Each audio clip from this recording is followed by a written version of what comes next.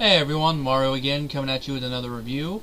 Since this week, as the time I'm filming this, it's on a Thursday, the new American Godzilla film came out. I decided, you know what, now would be a good time to actually do an in-depth review of the '98 Godzilla film, which, like the upcoming film, I did see this in the theater, which hopefully I already know I'll be able to see this, the new one in the theater. It was a gift, seeing it in the theater. I believe my first communion present or something. I could be wrong, but I saw it, and I could say I'd watched a lot of Godzilla films by that time. As a kid, I really did love it, and I watched it up until like mid-teens, and then I stopped watching it for a while. Then, as I got older and saw, researched more Godzilla stuff, my opinion on it changed a little bit, but I hadn't watched it again until last night. And this is the first time I've watched it since my mind has expanded, I guess you could say. And I could say, while I honestly still enjoy the film, I do notice it does have some flaws. Some of it are kind of obvious, and the other one is probably the most obvious flaw anyone's ever said about the film, the fact that this movie does do a disservice to the title character. But despite that, I'll say I still enjoy it. It is not a good remake, I will say that, in the sense that it does disregard its title character, but it is an interesting standalone film. Though I have a feeling that the new movie is going to be miles better. And there's one thing I will mention later on in the film that's kind of sad, but also kind of good, that at least that part was corrected.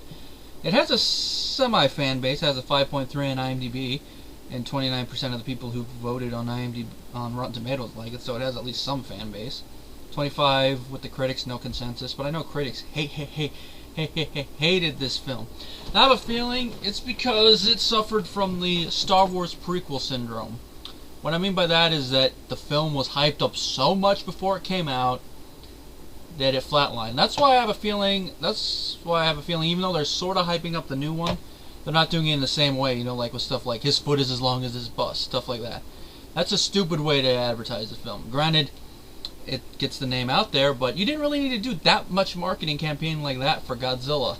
Then again, maybe in the 90s you did, considering that it had that reputation. Oh, you Godzilla films, oh, you mean those movies with the crappy dubbing and the weird audio sounding, stuff like that. And a rubber suit monster. Stuff like that. Which I can understand. Despite that, I do like the tagline, size does matter. Now, the film is directed by Roland Emmerich, which I think we all know what other films he's done. Universal Soldier, the first one, Stargate, Independence Day. 3 films in a row that were pretty good. After this, he did The Patriot. I haven't seen his films after that. I haven't seen The Day After Tomorrow. I haven't seen 10,000 BC or 2012. White House Down I still haven't watched. And Anonymous I've been meaning to watch. I mean, I'm a fan of Shakespeare and I haven't watched this movie, even though I think you all know what it's about. His first 4 movies I've never even heard of or watched. The Noah Ark Principle, Joey, Hollywood Monster, and Moon 44. It'd be interesting to go back and watch some of his lower budget stuff. Now, the film was written by him and Dean Devlin, which I'm guessing isn't Devlin his constant writing partner? I could be wrong. And the film stars Matthew Broderick, Jean Reno, Marie Pitello, Hank Azaria, Kevin Dunn, Michael Lerner, and Harry Shearer. I'm guessing that's what it is. Shearer. And the score was done by David Arnold, which the score is one of the big highlights of this film. I do like the score. Now, I will get to it. The big problems with this film, actually there's one big problem and a couple minor nitpick ones. A nitpick one would be that some of the characters are stock archetypal characters. We got the nerdy ones, we got the, the one military commander that doesn't really take no nonsense. We've seen him in a dozen war movies. The dick reporter, the whole romance thing, ex-girlfriend leave for a stupid reason. Stuff like that we've seen in a dozen movies that, has by now become cliche, but the way the actors play it off, you like them. I mean, you sort of like the commander guy. You can understand where he's coming from in certain respects, but he still is that dick commander guy. Tatopoulos, Broderick's character, is likable enough. I think maybe he could have been written a little bit better at points, but you're likable that you could follow along with him. I mean, Some of the earlier Godzilla films don't have have well-defined protagonists, so I guess in that regards it fits. I hope that's one thing the new film does improve on. Now, the big problem is the G-Man himself. There are two major rules that Godzilla abides by. There are two major rules you have to abide by in order to successfully make a Godzilla movie. One, he's indestructible. Two, he breathes radioactive fire. He does neither. The second one, maybe, but it's kind of hard to tell if the fires come from him or if his breath is just igniting something like gasoline. I'm going against that, probably. And the indestructible thing, he manages to take certain things, like he stands up to bullets, and it looks like he even gets hit by a tank shell, or maybe almost hit by it. But then later in the film, he does take a torpedo strike and survives. He's only momentarily stunned. So he is like that, but he's still gunned down by the military. And you only have to watch the first Godzilla movie, or even some of the cheesy later ones, and you realize that Godzilla is immune to military bombardments, at least conventional weapon-wise. I mean, it takes something like the oxygen destroyer even to kill him, and it takes some elaborate preparations to even hurt him a little bit. But even then, that's all it does, hurt him. All those missile strikes and all that, all it does is annoy him and probably pisses him off. And we get a little bit of that in the film, I'll say, but still, it's only thing it has over the Japanese films is better special effects. But still, I will say, despite that, I actually do like... There's a face. I actually do like the redesign of Godzilla. It's similar yet different. I think that was probably what they should have done, is they went similar yet different. It's a lot more of a drastic departure from what he looks like than the new film, but I think it's a welcome change. He's a little bit more T-Rex-like, which, considering you're building it in a computer, I'd say is kind of welcome, because part of the reason Godzilla is bulky in the Japanese films is because it's an actor in a suit, so you have to have the room for the actor to be in there, and plus some of the stuff to build on over it. So him being more reptilian-like, I could let it slide that. It being an iguana, you could take it or leave it. I think I would have preferred if it had been a dinosaur, but not going with the lost dinosaur angle, I think an iguana fits. I think a Komodo dragon would have been a lot better, though. Because think about it. A Komodo dragon, a mutated Komodo dragon, actually becomes a dragon. You have to admit, that'd be kind of badass. Or even a crocodile, a mutated crocodile, that would have been cool, but then again, it'd be like, why is it on 2 legs instead of 4? Then, now, the part of the plot that some people might be, I know some people may not like, but I don't mind it, is the fact that Godzilla's motivation for being in New York in the first place is nesting.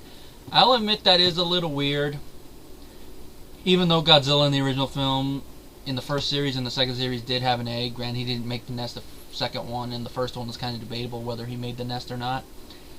I can let it slide for that, but it's a little weird to see him go in there. But I can ignore it for the sake of entertainment. It's just, weird is probably the only word I can think of to describe it. Now, one thing I could say that hasn't held up with the Godzilla design is some of the CGI. I mean, you know, earlier in the last time I watched it, CGI wasn't as good as it is now. So going back and watch it, there are times where it still looks pretty good, like during Godzilla's initial rampage in the film. When he's rampaging through the city, that CGI still looks pretty good for the most part. But then there are parts later on where it's a close-up of his eye and he moves back, you're like, yeah, okay, they could have put more money there. And some of the crawling scenes, they could have put more money there. His last rampage looks good at times, and I did like that they do combine it with practicals at times. Even the little Godzillas, when it's a man in a suit or some of the CGI stuff, it looks good. Or a puppet, it looks good, but other than that, it looks a little weird. And I could say I do understand why some people say this film was ripping off the 2 Jurassic Park films that preceded it. I'll say I like those films better than this one. Whether I like the third one more than this, I have to revisit it, but I can say it is, depending on how you view it, I guess you could call it a guilty pleasure. I would say this is probably at the beginning, right where I would, around where I would say the line between a film that you honestly enjoy and guilty pleasure lies. It'd be probably like at that line or maybe a little bit above it, but just right out there, because I could say I'm not really guilty that I still enjoy this film. Now, I will say the writing in certain respects could have been better, but like I said before, I think the actors do make up for that. They have a charm about them that you really want to root for them and see them succeed. Now, I guess the plot, I'm not really, I think I've kind of spoiled a little bit, but the plot is the Godzilla is created by nuclear experiments in the French Polynesia, which I have to say that's an interesting way to open the film with that. Then we're introduced to our characters, Dr. Nick Titopoulos, who is a scientist working in Chernobyl. After a fishing ship is attacked, he's called in by the U.S. government to help them look at these ships that are now starting to turn up. And he's brought together with a team, led by a military guy and a couple other people in similar biological fields. And as they are, Godzilla appears in New York, goes on a rampage. They go there, they evacuate the city, and they try to find the monster and find out why he's there. And eventually, Nick finds out that it's because he's going there for reproduction, because he's reproducing asexually, which that's part of the reason I think it would have made more sense with a Komodo dragon than an iguana, because I don't know if it happens in iguana, but asexual reproduction has happened in Komodo dragons. Parthenoeugenic. I have trouble pronouncing the words. Parthenoeugenics, I believe it is. It's happened in zoos, so there'd be a precedent. I don't know if we proved it before this movie, but if this movie was made after we proved it, it would have been interesting to see. Now, of course, eventually they stop Godzilla, which I think I've already brought up how they stop him, and that is through missile strikes, which that's like, yeah. And it does end on a cliffhanger to a sequel that never happened, at least theatrically, with one egg still alive. And that's have to say, I didn't watch all the episodes of the animated show that spinned off from this that aired on Fox, but I did watch a lot of it, and I was a fan of it. And I can honestly say how they portrayed the creature in that film was a more honest interpretation of the Godzilla character than what we saw in this film. Because not only was he semi-indestructible to weapons, he actually breathed fire, and he also fought other monsters. Now, that part I can forgive because this is more of a callback to the first film than the sequels, but it's still a little bonus. It's kind of like, I guess you could say it's also a callback to the older show, but I've only seen a few episodes of that, so I can't honestly say it for certain. Now, one thing I did like is that he actually did have a mate in one episode, but in another episode he had to fight his father, which that kind of was a callback to Destroy All Monsters, if I remember right. Now, the characters in this film, Matthew Broderick, I've been a fan of him. I haven't seen all of his work, like I still have to watch all of Ferris Bueller's Day Off. I did like him in Glory. Haven't seen it in years, but I didn't mind him that much in Inspector Gadget. I think the writing was always wrong with that film, not him. Jean Reno, this is my introduction to him. I haven't seen a lot of his other work, but he was likable as the character Philippe Roche. He was an interesting government agent. Mysterious, but you can understand some of what he is doing, but not all of it's brought up, which I think works for him. And he's a very entertaining character, and he has two of my favorite little moments in the movie. Oh, you call this coffee? I call this America. Later on, you said this was French roast. I want to say French roast. More cream. Little American French joke there. I thought that was funny. I still think it's funny. We got Marie Pitillo as Audrey, who is Nick's love interest. There's a little bit of a chemistry between them, but it's not as big as it could be, but I think that kind of fits it, considering that they're people who were dating for years. Then one of them left, and they haven't seen each other in years since they were in college, and that was probably like 7 years before. So it kind of fits that you notice that you believe that they know each other, but they haven't seen each other in a while, and they've changed since then a little bit. So I think it fits. Hank Azaria was great as Victor Animal Pilati, a cameraman. And not other much to say about him. I thought he was good. Kevin Dunn as Colonel Hicks, the archetypical, mean military guy you've seen in a dozen war movies. I thought he did the job good, though. Now here's the part. Now this one I have to bring up because this one is actually kind of funny. It's a little bit of satire. Michael Lanier as Mayor Ebert and Laurie Goldman as his assistant Gene. I don't think I really need to say more about that before you people get it. These characters were their parody of Siskel and Ebert. Now, as a kid, I did not get what these characters are doing. I'm like, why are these characters and all that? But it's because Siskel and Ebert were among the critics who did not like their previous films, so they did a spoof of them. And I believe at one point, I forget which one it was, I think it was Ebert said, you took the liberty of putting us in a monster movie only not to have the monster eat us. I think it would have been interesting to see at least Ebert get eaten by a monster. But for what it is, I think they add a little bit of comic relief to it. Like the whole thing about the sweets. And then at the end, like, Jane, I need you! Stuff like that. It's just chuckles and all that. And then Ebert, overreacting to how they destroyed stuff in the city. Let's see, Doug Savant is Sergeant O'Neill, archetypical sergeant. Frank Welker did some of the creature vocal effects, which, that's kind of cool. They got Frank Welker. Now, this is something I haven't seen before. It's on the Wikipedia page. It's apparently a Stan Winston sculpture for the original creature design. I'll probably incorporate it into the video if I can, but looking at this green color, war reptilian, but it was more faithful to the original design. That would have been an interesting design to see in the film. It kind of reminds me a little bit of the newer one, but this is a little thinner than the newer one. Now, I think one thing I haven't addressed so far is that since this film's release, Toho has officially named the creature in this film Zilla, except for the TV version one. That one they actually called Godzilla Jr. And he got his ass handed to him by the original Godzilla in Final Wars, which is kind of accurate. And it's a little shot at it.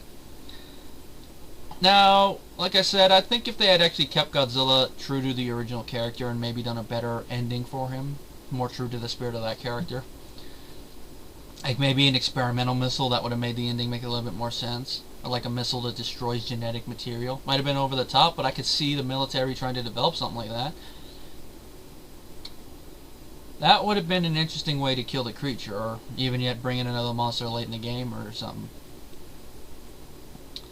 But it's kind of hard, to think of how they could have saved the ending of the film without doing a different third act. But for what it is, it's still entertaining. But I have to agree with James Rolfe. When he reviewed this film, he said that this film owes more, at least when it comes to the monster, to films like The Beast from 20,000 Fathoms than it does to Godzilla, which is true. But I think it's an interesting tribute to that one in a way. But this film could have been so much more, and I really do hope the new film, which based on what I heard at WonderCon when I went to the Godzilla panel, and what I've seen in the trailers, and at in the footage I saw at WonderCon. That's right, we saw exclusive footage at WonderCon. I have a feeling the new film is going to be better. Now, this film did get Golden Raspberry Awards. Worst Picture it was nominated for. It won Worst Supporting Actress and Worst Remake or Sequel. And it got Worst Director, Worst Screenplay, and Worst Movie Trends of the Year tie-ins. Like, that one was for the Taco Bell thing. You have to admit, even though that was a tie-in merchandise-wise, you have to admit that commercial was cute. The Taco Bell dog walking around New York City. Hey, lizard, lizard, lizard. Oh, what the? Oh, there he is. Hey, Odie. Come here. Odie, go find Godzilla. Go find him. He's looking at me like this. But I'm going to need a bigger box. Anyway, if I give this film a rating, if I have to give it a rating, I give it a 3 out of 5. It's entertaining, but like I said, it could have been way better. And I have to say, I do probably enjoy a lot of the weaker Godzilla films a lot more than this. There's a couple I probably would say about on par with this, but I definitely watch it more than, say, films like Godzilla Raids Again. And I think the entertainment value is better than that. Now, if you haven't seen this film and you are getting into Godzilla films, I say probably save this until after you've at least watched the Showa era films. If not, watch both of the first 2 era films and watch this, then watch Godzilla 2000, which I'll talk about a little thing about that one if I ever get to reviewing it. Like I said, 3 out of 5, and hopefully next you'll be seeing my review of the new film.